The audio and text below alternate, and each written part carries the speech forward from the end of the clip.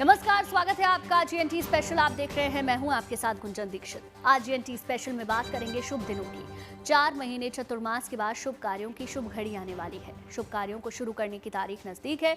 नवंबर के महीने की शुरुआत शुभ दिनों से होने जा रही है। 142 दिन बाद योग निद्रा से श्री हरि जग उठे हैं। दरअसल देवउठनी एकादशी के दिन माता लक्ष्मी और भगवान विष्णु की उपासना का पर्व होता है, जो शुभ घड़ी होती है जब 4 महीने का इंतजार खत्म होता है, जब चतुर्मास के समापन पर देव जागते हैं और इसी के साथ नई और शुभ शुरुआत का समय शुरू होता है। खास तौर पर यह समय शादी ब्याह के लिए शुभ माना जाता है, जिसके लिए बाजारों में रौनक भी देखने के लिए मिल रही है। ये शुभ दिन केवल लोगों के लिए नहीं बल्कि बाजार के लिए भी है, क्योंकि इन दिनों में बम्पर शॉपिंग होती है, जिससे कारोबारियों को भी बड़ा फायदा होता है।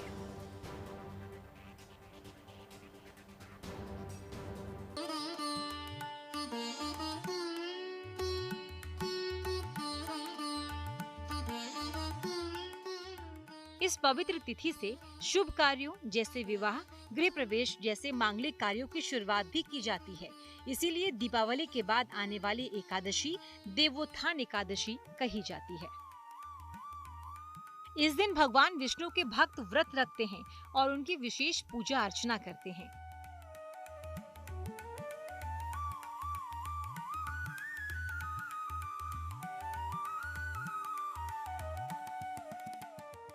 इस दिन को देवोत्थान एकादशी के अलावा देव प्रबोधिनी एकादशी के नाम से भी जाना जाता है।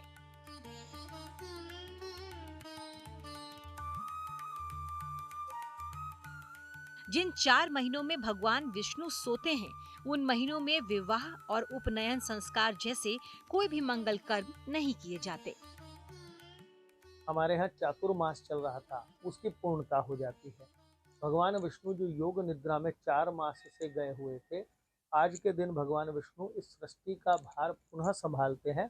आज के दिन से ही हमारे सनातन धर्म में शुभ कार्यों का आरंभ, विवाह, गृह प्रवेश आदि का मुहूर्त आरंभ हो जाता है।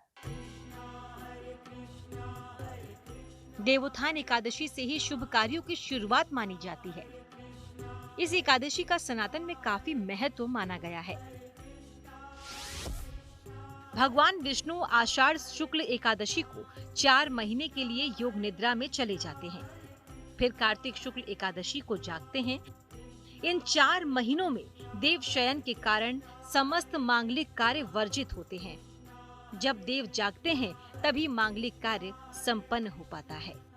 देव जागरण या उत्थान होने के कारण इसको देवोत्थान एकादशी कहते हैं। इस दिन उपवास रखने का विशेष महत्व है। कहते हैं इससे मोक्ष की प्राप्ति होती है। इसके अलावा इस दिन तुलसी विवाह और दीपदान का भी महत्व माना गया है। देवउठनी एकादशी के मौके पर घर को सजाया जाता है। आंगन में रंगोली बनाई जाती है। चूना और गेरू से बनाई जाने वाली इस रंगोली में गन्ने का मंडप भी रखा जाता है। इसके साथ ही भगवान विष्णु के शालिग्राम अवतार की पूजा की जाती है और नारायण की उपासना शीघ्र फलदायी भी मानी गई है। इस व्रत के शुभ प्रभाव से शादी में आ रही सारी रुकावटें दूर होने लगती हैं और शुभ विवाह का योग जल्दी ही बन जाता है। किसी व्यक्ति को विवाह के मुहूर्त ही ना मिल रहे हो, कोई शुभ काम करने के मुहूर्त ही ना मिल रहे हो, तो आज के दिन वो अपना कार्य सिद्ध कर सकता है।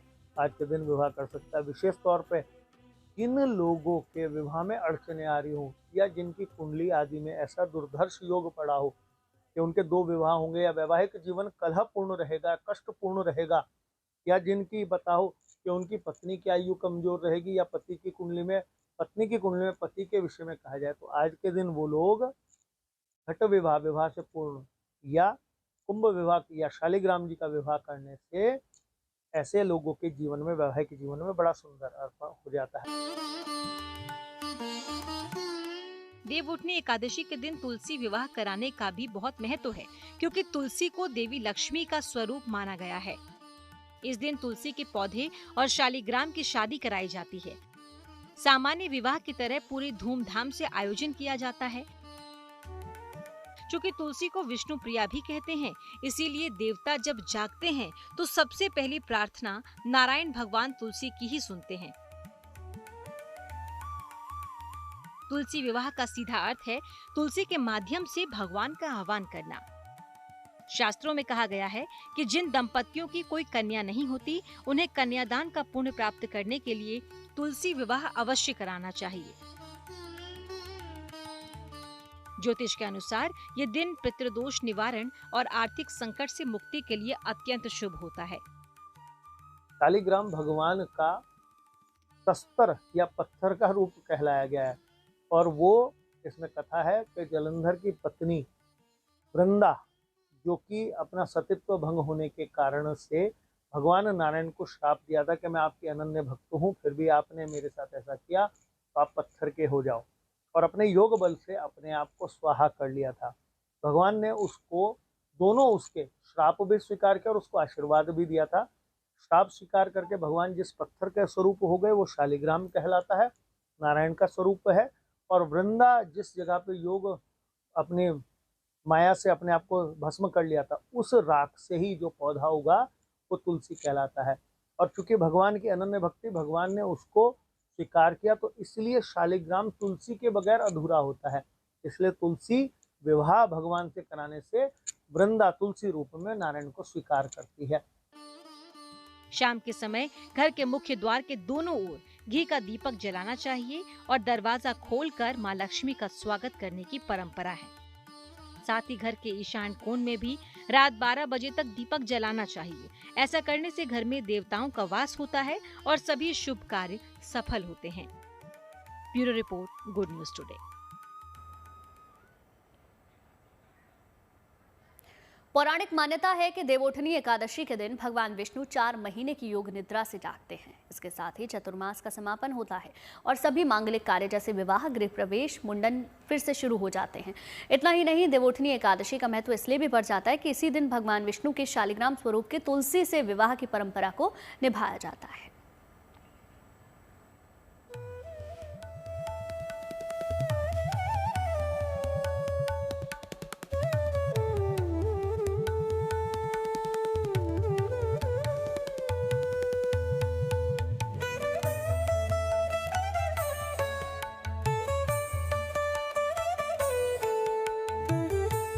आने वाली है साल की सबसे शुभ तिथि और शुरू होने वाले हैं सभी मांगलिक कार्य, क्योंकि आ रही है सबसे पवित्र और शुभ तिथि देवउठनी एकादशी। कार्तिक मास के शुक्ल पक्ष की एकादशी तिथि को देव उठनी एकादशी कहा जाता है, जिसे देव प्रबोधिनी एकादशी या देवोत्थान एकादशी के नाम से भी जाना जाता है। मगर इस साल एकादशी तिथि 2 दिन होने के कारण असमंजस की स्थिति बनी हुई है। पंचांग के अनुसार कार्तिक मास के शुक्ल पक्ष की एकादशी तिथि 1 नवंबर को सुबह में 9:12 पर शुरू हो रही है, जो 2 नवंबर की शाम 7:31 पर खत्म होगी। 2 शब्द इसमें कहे गए हैं, देव कार्य में उदया तिथि और पितृ कार्य में आती हुई तिथि लेने का विधान कहा गया है। इसके हिसाब से तो 2 तारीख को, क्योंकि उदया तिथि के समय एकादशी है, तो 2 तारीख को ही देवोत्थान करना चाहिए और उसी दिन अपने शुभ कार्यों का प्रारंभ करने का अवसर मिलता है। 2 तारीख को ही मनाना श्रेयस्कर है, क्योंकि उदया तिथि में एकादशी उसी दिन है। एकादशी उपवास में भी कहा गया है ना कि देव दशमी वेदा जो है निषिद्ध कही गई है।